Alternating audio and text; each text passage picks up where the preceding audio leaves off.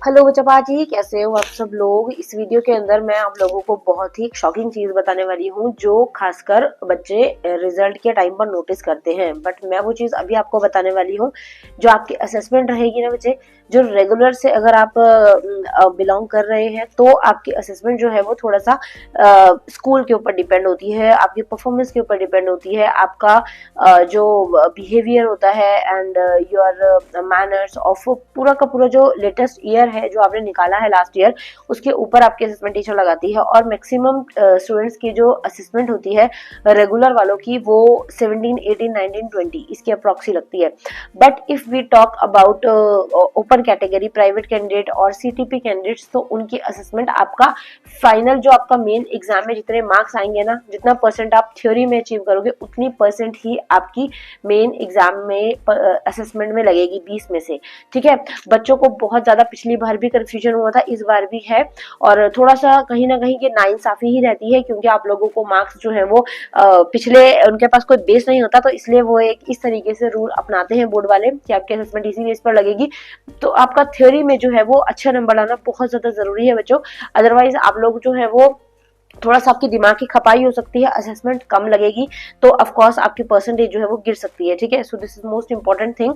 अब मैं आपको एक मोटे मोटे एग्जांपल देके समझा देती हूँ। फॉर एग्जांपल, आप लोगों ने एक सब्जेक्ट 80 में से था, 10th क्लास वालों की अगर मैं बात करूँ, same for 12th class rule भी है, बट 10th क्लास वाले थोड़ा सा कंफ्यूज इसलिए रहते हैं क्योंकि 14-15 नंबर लेकर आप लोग पास हो सकते हैं, बट वो तब जब आपको असेसमेंट में 18, 19, 20 नंबर मिल रहे हैं तब। ओके, अब अगर असेसमेंट ही आपको 4, 5, 7, 8, 10 मिल रही है तो आपको उसमें जो है नंबर ज्यादा लेकर आने पड़ेंगे क्योंकि आपको टोटल मिलाकर 33 मार्क्स लेकर आने हैं, राइट। तो अगर आपने मान लो कि फॉर एग्जांपल आपने 80 में से 25 नंबर लिए, ठीक है, अब आपको ये रहेगा कि मैम हमारे जो है वो 25 नंबर बन रहे थे, मतलब आपने तो बोला था कि 13-14 नंबर वाला पास हो जाएगा, तो 25 नंबर बने, असेसमेंट में 15-20 नंबर से अगर होंगे तो 40 नंबर तो हमारे यहीं से बन गए, फिर भी हमें फेल कर दिया गया। तो ऐसा क्यों हुआ? ऐसा इसलिए हुआ बच्चों क्योंकि जो आपने 25 नंबर आपके बोर्ड एग्जाम के अंदर आए हैं ना, वो आपने 80 का 20% अचीव किया है, सिर्फ और सिर्फ 21% या 20%। ठीक है, तो वही जो 20 असेसमेंट आपकी लगनी है ना, उसका भी आपको 20 या 21% ही मिलेगा, आपको 18, 19, 20 असेसमेंट ऐसे नहीं मिलेगी। और 20 का अगर हम सिर्फ 20% निकालें तो वो सिर्फ 4 नंबर होते हैं। ओके, तो आपको इसी चीज का थोड़ा सा ध्यान रखना है कि आपके जितने मार्क्स थ्योरी एग्जाम में आएंगे, मतलब लिखने वाले पेपर में आएंगे, उसी का उतना परसेंट, 80 का जितना परसेंट आप थ्योरी में लाओगे उतना ही सेम बराबर 20 का उतना परसेंट आपको असेसमेंट के अंदर मिलेगा। ठीक है, तो इसलिए बच्चों की कंफ्यूजन रहती है। अब एक 10th क्लास वाला बच्चा अगर 25 नंबर लेकर आया है, उसको दिमाग में ये रहेगा कि मैम मेरे 25 नंबर आ गए, मेरा 13-14 से बहुत ऊपर हूं तो मैं पास हो गया, बट आपको टोटल में तो 33 चाहिए, है ना। अब आपने 80 का 25% मतलब 21% अगर लिया है तो आपके थ्योरी जो असेसमेंट है 20 मार्क्स, उसका आपका 20-21% जो है वो सिर्फ 4 या 5 नंबर बन रहा है, तो आपको असेसमेंट में 4-5 नंबर लगेंगे आपके थ्योरी एग्जाम के बेस पर। ठीक है, आई होप समझ आ रहा होगा आपको, मैं आपके लेवल से ही आपको समझा रही हूँ। तो आपको जब वो 4-5 नंबर उस 25 में ऐड होंगे तो 33 नहीं बन रहे, आपके 30 या 31 बनेंगे, और इसीलिए रीजन से आपको कंपार्टमेंट जो है वो फेस करनी पड़ती है, कंपार्टमेंट आपको शो होती है और आप बहुत ज्यादा उस टाइम पर डर जाते हो, घबरा जाते हो कि मैम हमें कंपार्टमेंट जो है वो शो हो रही है और हमारे अच्छे नंबर थे।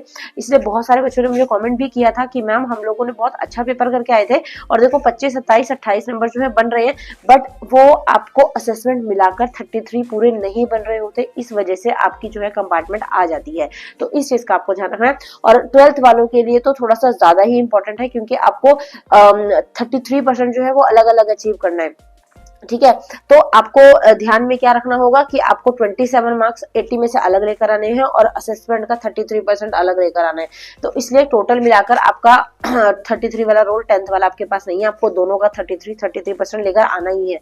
तो इस तरीके से कुछ अब 2025 में आपका रिजल्ट में आपको देखने के लिए मिलेगा।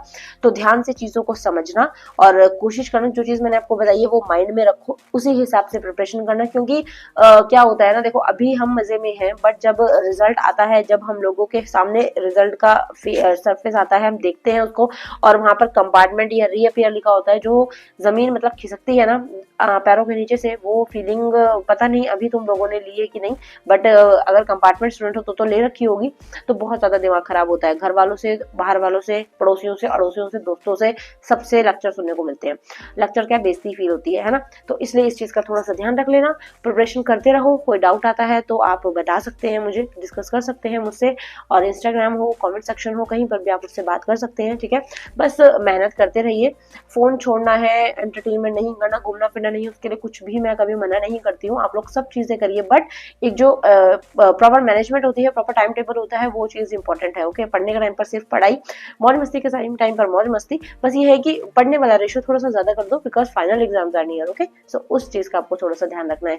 सो आई होप कि जो चीज मैंने समझाने की आपको कोशिश की, you got my point, and ऐसी ही वीडियोस में लेकर आती रहूंगी। So if you are watching me first time on my channel, so please make sure to subscribe the channel, and नीचे आपको एक बेल आइकन नजर आ रहा होगा, बेल आइकन को प्रेस कर दीजिएगा, घंटी बजा दीजिएगा, जिससे मेरी जो वीडियोस आएंगी तो वो आप लोगों को नोटिफिकेशंस के थ्रू शो होती रहेंगी। ओके, बाकी कोई डाउट हो तो कमेंट करिएगा। See you in next video, thank you so much for watching, bye bye.